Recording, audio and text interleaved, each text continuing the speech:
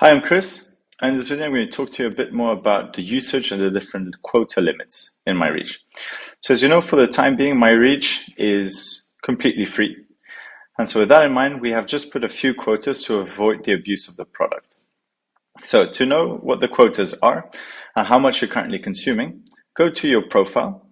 And in your profile, you can then see how many notes you've currently created and how much memory you've currently used. If you click on either of the two, or if you click on usage, you then navigate to the actual usage. So for the time being, we've set the limit to 5,000 nodes and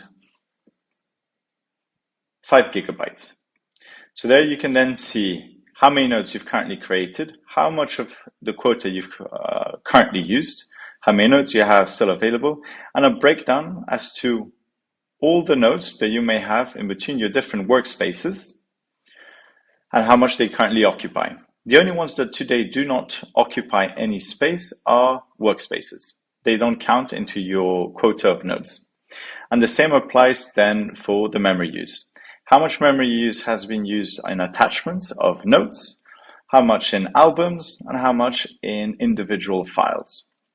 If you have any questions about quota or any issues, please let us know in our forum and we'll do our best to help.